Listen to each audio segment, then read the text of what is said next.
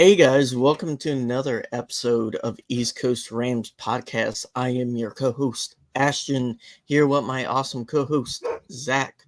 Zach, happy New Year. It's coming around that time. We just got through Christmas, the Christmas log. Hopefully Santa was very good to everyone. I know he was to me and my family. Very blessed. How you doing, Zach? Hey, I'm doing great. Being able to spend time with family, take some time off work, enjoy the holidays. It was a Rams Christmas, as it seems to be every year. But yeah, I had a good time off, mini buy, so ready to get back to work, ready to get ready for the postseason push. Super excited. Yeah. Yes. Uh, and things this week didn't exactly go in the Rams' favor in the NFC playoff race. Almost everyone the Rams needed to lose one outside of the Vikings, but the Vikings did lose a critical matchup, Zach, and that basically pushed the Rams up to the sixth seed. So going into this week, the Rams have a very favorable matchup, let's say, against the Giants, struggling unit. And we'll talk about that matchup after the news. So, Zach, let's break down some of the recent news from this past week. Yeah, so biggest one of the biggest things is Torry Holt was once again is now a finalist again for the Hall of Fame. Got him secured up here, repping the Holt jersey. I mean, it's someone who should have been in the Hall of Fame a long time for a while now. This is his fifth consecutive spot as a finalist. And really someone who deserves it. I mean, he was part of the greatest show on turf. When they won the Super Bowl in St. Louis. He's had a great career, and so it's time. It's time.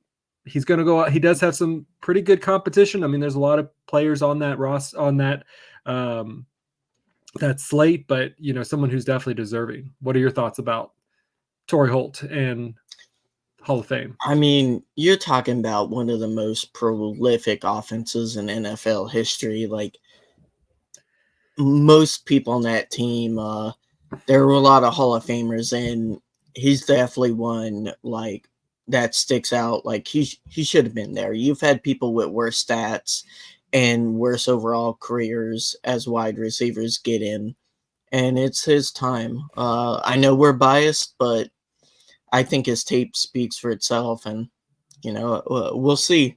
I I think it's mean, a weaker slate than years previously compared to when he's been passed over, but I don't know why the that committee has just kind of dragged their feet with all hands. Like he's done everything he should to get in the Hall of Fame, so we'll see.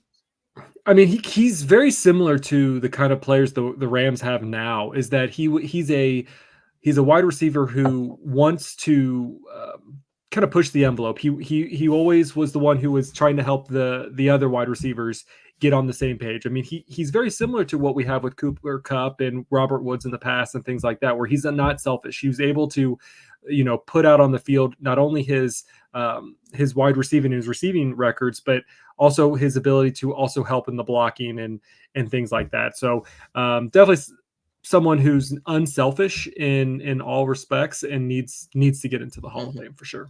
On good and bad teams with bad receivers next to him and good receivers. So like he had every type of situation you could be put in as a wide receiver and produced regardless. So 100%. Kind of sticking with to some wide receiver news, Puka Nacua again is just continuing his accolades. He this week was named NFC Offensive Player of the Week, and then he also was given his fourth Pepsi Zero oh Rookie man. of the Week. So again, Puka is just he's at a different level, and I don't know what are your kind of thoughts about Puka? I know we talk about him week to week. I just remember after the draft when me and you were talking, we're like, we liked the pick. I wanted wide receiver earlier. Team decided to go in a different direction, load up on defense and stuff like that. But we were like, in general, after looking into him, we are like, yeah, I think for like a gadget player and stuff like sweeps and physical runner, he kind of jumped off as being really good at blocking. We liked his route running. He looked like a good pick for a fifth rounder. And he's Man, exceeded our expectations. I mean, 100%. He's exceeded anybody's expectations throughout this league. And it's just crazy to see that he's continuing to grow and continuing to get better each and every week. And yet he's still the same person. He's not taking this this newfound kind of like spotlight on him and making it too big for him. He still comes in, he's still a contributor, he's still that, helping in the run game and the blocking and things like that. He's unselfish, and a lot of players who probably would be first round picks who would have the same success that he's having would kind of take this, kind of take this spotlight and maybe not make it a negative. I don't want to say that anyone would make it negative, but they would take it slightly different. They would put them like, hey, I am that person. I am that good. And Puka's just always like, hey, I'm a team player. Whatever coach tells me to do, I'm going to do. Whatever Stafford tells me to do, I'm going to do. If I'm going to be there to block, I'm going to be there. And so he's had such a great year. We have 2 more weeks to go, and I can't wait to see how his future continues. now I just love his personality. You can tell how it can catch the locker room by fire. Just he's so upbeat, so happy just to be there, and with all the success that he still keeps that. That's so hard to maintain as a professional when you start to get success, to be excited to be there, to come in every day and work as hard.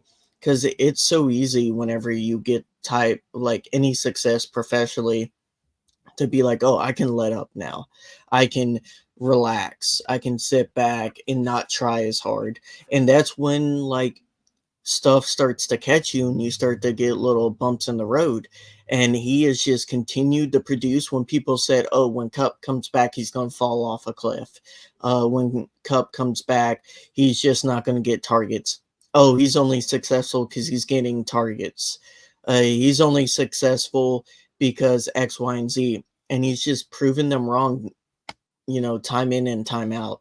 And it's just, what can we say? He should win Rookie of the Year offensively. I think that isn't a homer take. That isn't a Rams take. Like, his stats speak for himself. I think he has, for most of the year, outpaced every first round wide receiver combined for Yeah. yards and catches. And I posted this on Twitter. I know CJ Stroud, he's having a great year, and but I put it this way: you expect a first round pick to be good. That's what you expect. But when you get a fifth rounder who's playing better than every first round wide receiver, there should be no talk about this. That should be weighted way differently than having a first rounder do first round things. A fifth rounder doing first round things should outweigh any of those other accolades that any rookie is having. I don't care if it's, Byron Young getting 10 sacks. Like let's just be real. Like, he is having an amazing year, and anybody else, if this was a number 1 pick, he would probably be getting the same kind of looks that CJ Stroud is. But because he's on the Rams haven't been, dominant each and every week. We see this kind of falling out. And so I really hope that over the next couple of weeks that they really take a look at Puka Nacua and really put him up there as really the threat to CJ Stroud, to overtaking him as the Rookie of the Year. Mm-hmm.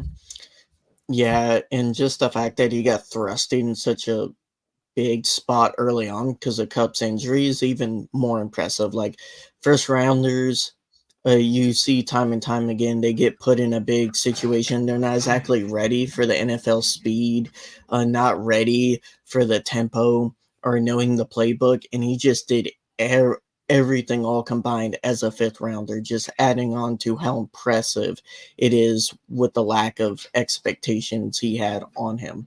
So, and he's playing through an injury. We know he's playing through some injury, shoulder related, that he's just kind of been battling through. That's one of the reasons he did kind of fall. Was he was always nicked up in college, so like teams figured that in whenever they chose not to draft him. But I'm happy with that, Zach, because that means we got a first round talent in the 5th round. Yeah, excellent job. So moving on to the one of the last kind of main news items that came last week, we kind of noted that the Chargers were released Sebastian Joseph Day, and we kind Oh, of talked about if the Rams were going to, try to pick him up. Probably very undoubtful, just because um, they really weren't looking to beef up the defense any more than it already is. They were going to wait till next season, but probably the worst team that he could have gone to was the 49ers. So the 49ers did pick him up. The Rams will have to face him in 2 weeks, assuming he's ready to go and up to speed. But yeah, what are your thoughts about that? uh, Sebastian Joseph Day is a fantastic rotational D lineman. I've always thought he was underrated for his position. He was slightly overpaid by the Chargers, and he wasn't kind of like that big play D tackle, uh, constantly applying pressure. He was more kind of like a run stopper for us. And I don't know why exactly the Chargers paid him what they did, given his history and kind of like track record. But it didn't really work out. Chargers cut him, and that 49ers D line doesn't really need any more players. And if you could say they have a weakness, it would be somewhat of the run game, especially against the game they had against Baltimore. They want to load up on run stopping D linemen for their rotation. So sorry guys, the cat is behind the computer causing chaos. But yeah, good pickup by the 49ers. I think that's kind of what they need in that D line room. Yeah, yeah, I they do. I mean, they played against the Ravens this past week, and they did not look great as a whole. But we have to, again, we have to go face them in 2 weeks, and so we'll preview that obviously next week. All right, one more bit of news. MVP. We kind of talked about Puka Nacua with the NFC rookie or the rookie of the year for offensively, but let's talk about the MVP race, because some interesting things have come up over the last, pretty much since Thursday. And Stafford is becoming kind of the under the radar dark horse for the MVP, second to obviously Lamar Jackson is kind of leading that race right now, just with his last few performances, especially based on the performance that he did against the 49ers. With even the Giants defensive coordinator coming out and saying that, Stafford is should be considered in the MVP. What are your kind of thoughts about that? I mean, he has played really well since the bye, but we did kind of struggle with the offense, kind of the first half of the season. I think some of that has to more with like how the O line went through a few injuries in the first few weeks, and our schedule was arguably one of the toughest in the NFL. Overall, though, he has played MVP caliber. I just don't see it happening mainly because Lamar and the Ravens have been so good for the entire year. I really only see it happening if they lose both games and we win both games and the 49ers lose this week. Uh yeah, I mean we know this is the Stafford we were getting when we traded for him. He just needs the line to be stable. In the last few weeks, the line has been fantastic for him. Let's just be honest. He's been one of the least sacked quarterbacks in the second half of the year. And when he gets time, he can throw any ball. Like we've seen some amazing balls from him in the last few weeks. Amazing throws. If anything, the wide receivers have let him down in some of these games with some Except with the drops. crucial drops. Yeah. Yeah. Yeah, I 100% agree with you, and it's kind of funny, because there's kind of the twist of two quarterbacks this kind of week. You have the Matthew Stafford, who's one of the veteran quarterbacks in the league right now, playing probably the best ball he's played in a long. I mean, played the best ball he's played in a very long time, or ever. And then you have players like Russell Wilson, who is now benched and will be cut, most likely going into the new league year. Um, and I think, you take what Russell Wilson had, like he is a Super Bowl winning quarterback, and trying to pull him and put him on a team, um, did not work well. And this could have been, I mean, you look at the other aspect of it, like this could have been what we would have faced if we didn't win the Super Bowl. We didn't have Matthew Stafford and how good he is. Because Matthew Stafford going into the Rams never won the Super Bowl, never was close to getting to that caliber until he came over here. Russell Wilson went through the Super Bowl, had many good successful years in Seattle, went to Denver, and then basically struggled the entire time he's been there. So the Rams really got the win of getting Stafford, of how elite he is. And he was, I mean, basically it just comes down to that, good quarterbacks can just go to a bad team, and the team's going to have to decide, do you keep the quarterback or do you build around him? And Denver's now deciding to get rid of him. So I'm super glad that the Rams decided to on Stafford, and that Stafford's been really good to us. Yeah, I mean, I thought when we struggled last year and early part of this year, like for the most part, Stafford was never the problem. Don't get me wrong, he makes some bad decisions, and when he gets into a certain mindset, he throws a lot of stupid balls. And like he is where like when it rains it pours type of guy with turnovers and making mistakes. But when he's hot, man, he goes through periods, weeks of like being on fire where he's just throwing rockets. Uh yeah, And Zach. that's the risk you take when you have a quarterback who can make those kind of throws. You're going to risk a possible interception. I mean, Yeah. you're going to, but you also have the player who can do that. You have the player who can put it somewhere super tight and be able to be successful. And so I rather have someone who can put the ball anywhere, than have someone who's just lofting it up at all times and just hoping that the receiver's going to catch it. Stafford knows where he's putting it for the most part. And so again, it's a tale of two quarterbacks, and who are about the same age. And one had previous success and now is kind of not having the success, and then Stafford obviously now getting more success than he had with the I, Lions. I think some of the success for Wilson though kind of stems from the fact that Seahawks had such a dominant people don't understand when you have such a dominant defense Yeah. to go along with your offense, it makes everything on offense 10 times easier Oh, for because sure. you're able to more run out the clock, play the clock, uh, do different things with different scenarios and be more aggressive because you can have faith that your defense will be able to bail you out if you happen to not, convert something. Yep. Yep. And I think that's something we're starting to see with Brock Purdy is not having the defense be there and being put in tougher situations. You start to see the more of the flaws in the quarterback. Doesn't mean they're terrible. It just means like they're not as clutch and not as able to kind of bail you out of bad situations. They need stuff to be more perfect around them. And that's some of the criticisms people had of Goff at the time when he was with the Rams. It almost felt like McVay had to call a perfect game in order for us to win. He had to be perfect because if he wasn't, Goff would just not be able to go off the fly. He had to have all the answers to test in order to get an A on it. Where if you asked him a question out of the blue, he would kind of hesitate, stumble, and then if stuff started to roll, it started getting really bad.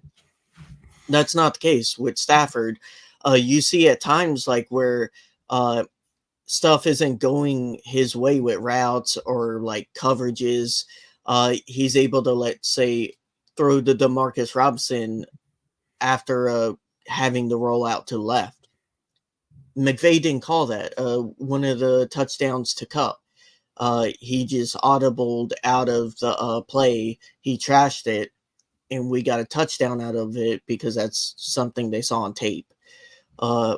Being able to do that, that's not an everyday occurrence, and it's kind of a big deal whenever you have a QB that can. And a lot of his success and lack of success in Detroit, I think, stems from not having a great defense. And the Rams have had better defenses on average compared to the Lions teams he's been on. Yeah. Yeah. So going with that, the Rams kind of lead their own destiny as it is. If they win out both these games, I'm pretty sure that they clinch the playoffs. This week, the only way that they can clinch is if the Steelers beat the Seahawks, and the Rams obviously have to win against the Giants. That's the only way this, and there's a tie in there too, but very unlikely that's going to happen. So yeah, that's the only way the Rams really are going to clinch it, is if the Steelers do beat the Seahawks. But if not, then we're looking on to the following week. There's a couple other teams that can lose out and we could still win. But the Rams are in control of their destiny. They need to win this game, and then we'll take it to San Francisco that game. So we got some mailbag questions about that, but we'll deal with that kind of towards the end of the episode. But let's talk about the Rams and Giants. You want to preview that? Yes, Rams and Giants.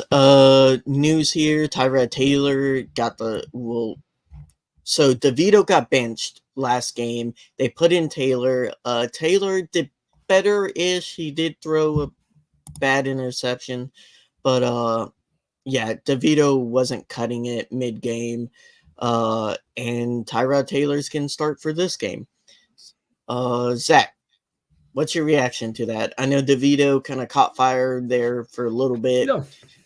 Very New York name, in my opinion, but yeah, I mean, he's from New Jersey. He's from that kind of area.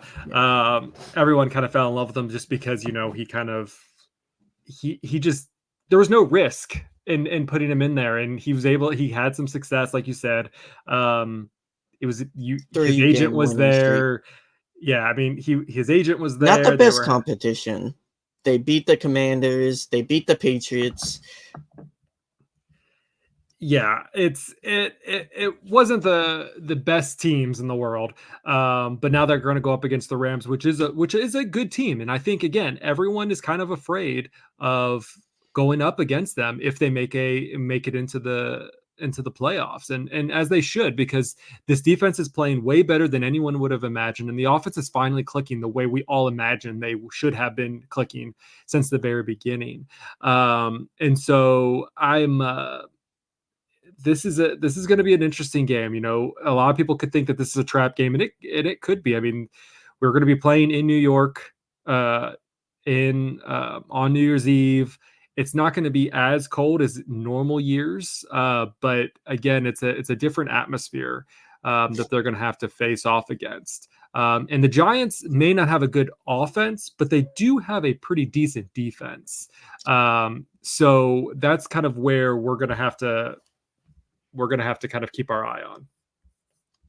Yeah, I kind of disagree with the concept that people calling this a trap game. Like, at least in my mind, definition of a trap game is when you're 8-0 and you go against a team that's like 1-7. Like, they are better than your typical like trap game bad team, and we are not as good as your typical trap game. But I think if you take it as if you kind of take it as from the bye, I'd have to go back and I'm going to look up the Giants kind of record. But if you look at it as the Rams, if you start from their bye 6-1 or 5-1, they've played really well since their bye, and the Giants have too. And they have a few wins, but again, it's the only win really was maybe the Packers. They've scored above 23 out of the 5 last games. Sure. Their offense has done good against bad teams. They gave the Eagles a run for their money last Yeah, but week. the Eagles are also, they're in a weird funk where they're not playing their elite performance either. I mean, the Eagles, again, I'm not threatened by the Eagles. The only reason why I'm threatened by them is them playing at home with a loud environment, things like that. That's the only reason why I would be afraid for the Rams to go up into Philly if the Rams make it to the playoffs. So, but I get your point. Yeah, I'm just saying I kind of disagree with people saying a trap game. It's a game we should win. Like I'm not gonna say we shouldn't win. Like this is a bad team. It's not atrocious team. It's not as bad as people are kind of making it sound. Because their rushing tack, like Saquon Barkley, is amazing. If he was on any other team, he would be top five rushing. What he has done with that O line, and that O line is bad. Like Zach, they are uh they lead the league with sacks at 77 with 425 sack yards. That's third worst in the league for sack yards. I don't know who has the worst sack yards, but that is atrocious. Just unacceptable from an O-line standard. And you're talking about a team that's should be running more than passing also, with their weapons and kind of how the team is built. Their wide receiver core, a struggle bus. Like, let's talk about their wide receiving core. They have Darius Slayton, Isaiah Hodges, Paris Campbell. I like Hodges and Campbell as wide receiver threes, but neither of them are one or two. I Darius mean, Slayton is really, not a wide receiver one. I mean, Let's just be honest. when your tight end is probably your biggest, receiving threat. Tight Um, ends. yeah. I mean, that's kind of what they're looking Bellinger and for. Waller are both like really good. Right. So that's what I'm saying. Like, I agree with you. The Rams game, the Rams should win this game. Their defense can be toe to toe with really any good offense. And like we kind of mentioned, this isn't really a good offense. Um, it's going to be our offense needing to make sure that they're staying down the field, they're getting into the red zone, they're executing the red zone efficiently. That's kind of been, it was kind of our strength the first half of the season. When we get to the red zone, we would score. Now it's kind of, we're getting into the red zone and we maybe have to try for a field goal and hope we get it. And so the Rams really need to be more efficient in the red zone, and that's where I really see, the Rams' fault is if they cannot finish it off in the end zone. Our special teams is what's failing us right now, and we cannot continue to let that happen. So either the Rams are going to have to go down and score touchdowns, and really, as much as I like our punter, again, our special teams is not doing well enough to even put them into a good spot. So we cannot have our offense kind of being stuck in their own territory. They need to kind of move the ball forward at least to give the punting some room to kick the ball. Honestly, Zach, I don't think we could do worse if we just fired the special teams coordinator and got a new kicker right now. Yeah, I don't know what could be worse. I mean, so I guess we didn't mention that the Rams did pick up an XFL long snapper. Because ours was injured. And so they think that was Sean McVay, obviously. And I think I might have said this in the last one, that he thinks that it was the long snapping spot that was the problem and not the kicker. So it's interesting that we picked up a long snapper. So we'll see how that goes. Maybe there's some truth into it. I don't know. But we will see. We'll just leave it at that. Assuming, as far as the injury report goes for the Rams are pretty healthy. Trey Tomlinson is probably the only expected Ram to miss. And Noteboom has a foot injury, but they are not expected. He's not expected to miss. While the Giants do have a pretty decent list on their injury report. Most of them by now, today's Friday, so on the Thursday's injury report, were listed as full. There's only a couple that were limited from did not participate. That does include Banks, who's probably their, their bigger cornerback, who most likely, if he is healthy, would go up against Puka, which would be a big matchup there.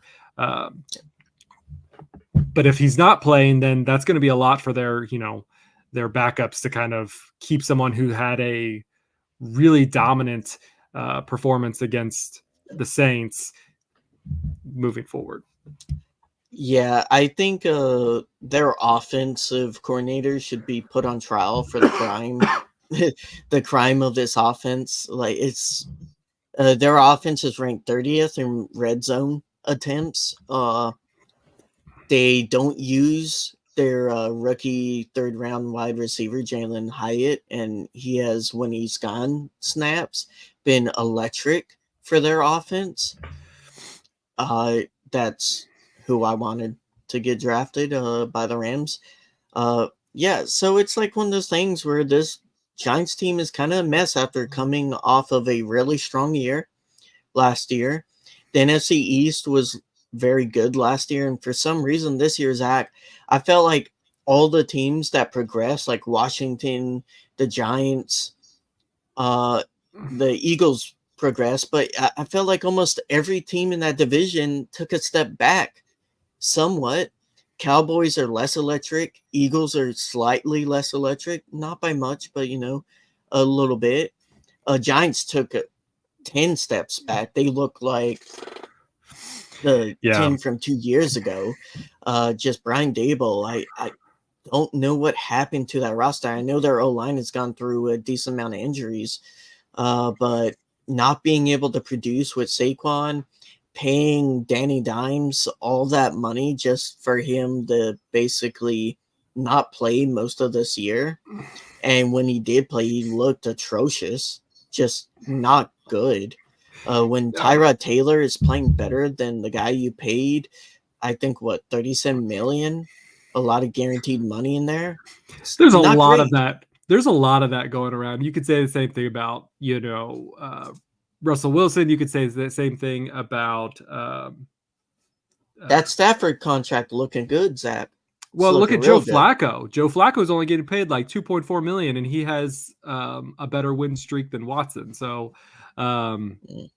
it's one of those things where you don't always get value out of just paying someone before they even provide you with what they have. They get these contracts on their way to the team.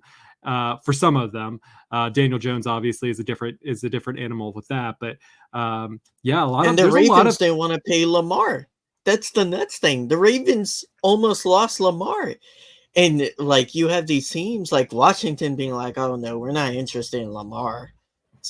Well, I mean, the Colts were kind of there too. I mean, the Colts were kind of thinking that they would want Lamar Jackson as well, because they didn't know what the draft. This was before the draft, but it was all those things where it's like, Lamar could have gone to any team and been successful on any of these teams.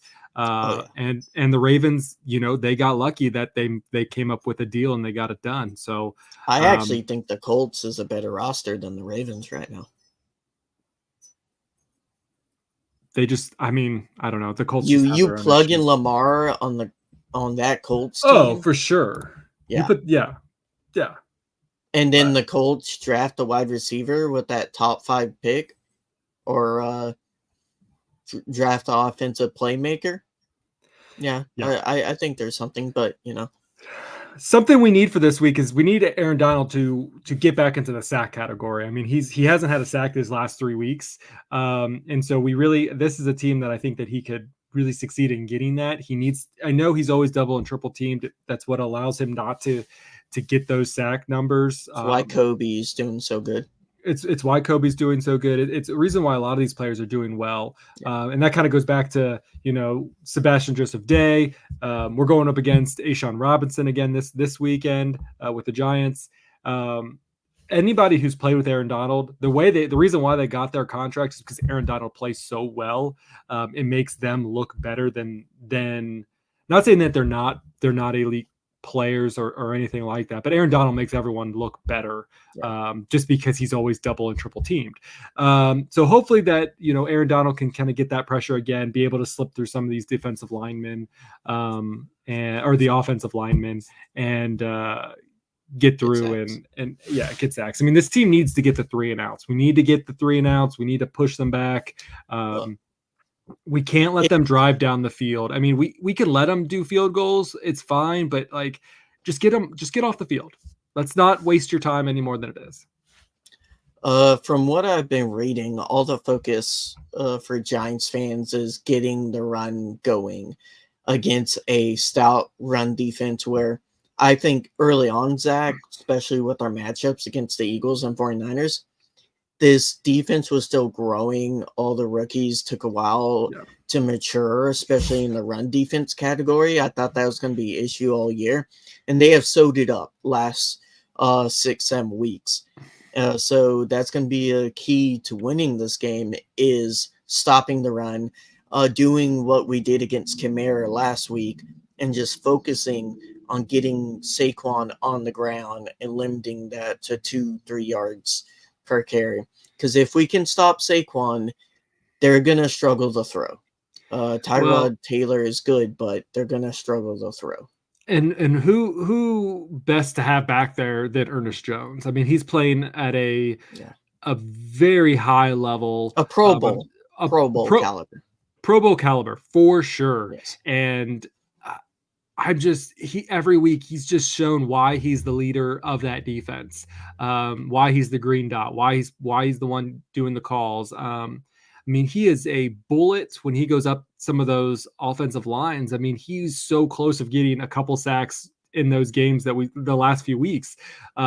He's been able to sniff out the run. He's been able to, put pressure on the quarterback. And he's so electric, and he makes that defense electric. And so I can't wait to also see what he has to bring to the table against the shaky offense by the Giants. But other players, I mean, Quentin Lake, he's also been doing well. Glad to have him back on the field. Kobe Durant will most likely continue to play in that slot spot that DK was playing in. We'll see how the time goes, but that's kind of where it's looking at as of right now. Hopefully, he rebounds from a let's say struggle in the last 2 weeks in that slot spot, getting beat a few times. So he's been a player. I think we'll talk more about this during the offseason, Zach, but someone who's having the sophomore slumps, not playing to the caliber we thought he could be after a really good year last year. Kobe Durant Durant. So he didn't have a bad game last week. He hasn't played a lot this season, and I think that's a lot where you're coming from is DK. It's been DK and Witherspoon for most of the season until DK is being DK. And again, we won't rehash those rants, but these next 2 weeks are going to be his time to shine. Obviously, if he doesn't play well, DK will be back into that spot. But as of right now, he kind of has that spot until he's proven otherwise. Yeah. So mailbag, Zach, got some viewer questions. Yeah, so we decided this was going to be probably a shorter episode. Doesn't seem like it will be, but it is. So we decided to get some feedback from you guys. And we got a question from Dak on X. Love Dak. We got to meet up with him when he was in Indianapolis. Really cool guy. And so he asked a couple questions. He said, what are both of your predictions for the next 2 weeks? You want to take that one first, or do you want me to? You can take it first. All right. Well, so I see it. I see the Rams winning both games. I see them coming out fiery against the Giants, and then it's going to be the San Francisco game, and it's going to be San Francisco in Levi, in Santa Monica or Santa Clara. I don't know why I said Santa Monica. Santa Clara. those games are always going to be tough and brutal. There's going to be a lot of emotion for both sides of this because it is. But I don't think the Rams want to slow down at all. They want to kind of keep speeding and kind of keeping their foot on the pedal. Depending on how the 49ers, they lost to the Ravens, which I know a lot of Rams fans likes it, and a lot of Rams fans didn't like the 49ers losing to the Ravens because of that first seed playoff spot. People assume that if the 49ers got the clinch the first spot, that they would not play their starters against the Rams, but that's could be looking very less likely now. So it does look like, and we have to assume that they're going to play their starters. So I think the Rams they're just going to take it out, and they're going to go 2-0 the next two games.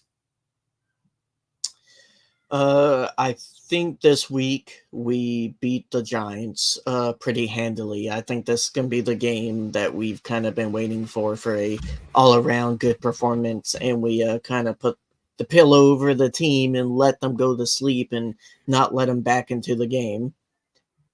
49ers, I think it's a shootout, and we tie it 30-30, and it goes into overtime, and we lose. Because 49ers are playing for the first seed. And I think they win the first seed by beating us in overtime. Okay. All right. Second, he had a two-part question. Say we make it to the playoffs. What are both of your ideal, realistic scenarios heading into the playoffs? We kind of talked about this last week a little bit. I think we kind of said if they do make it, who do we want to face off against? I think I said ideally I would probably want to face off against the Lions. Though looking at the Eagles, they're not looking as hot right now. This NFC division is just going to be kind of weird. And I'll say it again: every team is beatable. You just have to find a way to win. Nobody wants to play this Rams team if they make it into the playoffs, and so I don't think it's going to matter. I think the best path is probably either through the Lions or the Eagles. I don't, not saying that we couldn't take out the Cowboys or the 49ers, but those would be harder roads to travel. I actually think the Cowboys may lose to the Bucs. With how hot the Bucs have been playing and how much the Cowboys have been struggling, I think that's going to be an interesting matchup. But like you said, the Eagles and the Lions, both of them have been, kind of like off the last few weeks, not as hot. That's why people say it's important for you to get hot at this time of year. The Rams are definitely, I would say, the hottest team outside of Baltimore. And can we continue that into the playoffs? Can we beat the 49ers for the first time in a while? That's going to be an important part, and I think most likely it's going to be the Lions. And that's going to be a great storyline. You look at the Browns. The Browns are catching up to the Ravens. Yeah. There is a scenario where the Browns do take over as the number one or take over the NFC North. So it would be, or the AFC North. It'd be weird to see that happen with Joe Flacco leading the charge, but that could be a contender depending on how things go. Second best defense in the league kind of makes sense. Makes your job at quarterback a lot easier. Yeah. So, as far as the Rams go, I do see them getting to the playoffs. I do see them making it in. I think that they can take out at least one team. You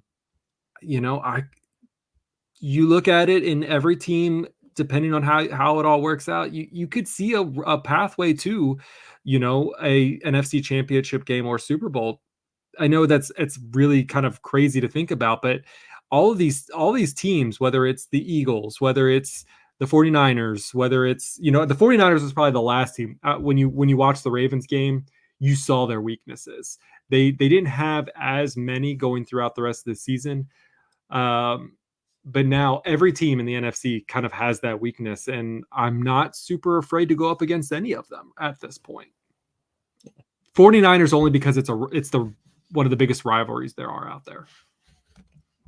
Yeah, it should be interesting playoff race. The NFC is as open as it's been for years. And this is a Rams team, I think, on their best day, they can beat anyone. They just struggle to have their best day consistently. So Yep. we're playing with house money now. And right. the rest from here is gravy. Just got to beat the Giants. You lose 2 Giants, this team does not deserve to go to the playoffs. I'm going to be frank. I 100% agree with you. Now, if you 100% agree with Ashton, leave your comments down below. Let us know what your predictions are for this game against the Giants. And also let us know what your predictions going into the playoffs is. Do we make the playoffs? How far do we get into the playoffs? Who do you want to see the Rams face off in the first round of the playoffs? Please leave all those down below. You can catch us on YouTube, youtube.com/@EastCoastRams to watch all of our content that we put out. You can also find us on X at East Coast Rams. You can also find us at our own personal Twitter handles, right there and right this camera always and right over there for Ashton. And yeah, find us on Instagram, Threads. We're on all the social media platforms. Really appreciate everyone who goes out and supports us. Please make sure you subscribe to the podcast on YouTube and any of the podcast apps that you have. Those numbers really help us and boost our ratings. Like, subscribe, retweet, repost all of our stuff. That would be really appreciative. With that, we will see you after the new year. So everyone have a safe New Year's Eve after you watch the Rams victory in New York. And yeah, I think that's going to do it for us. So let's get that win. And again, whose house? Rams house. Rams house.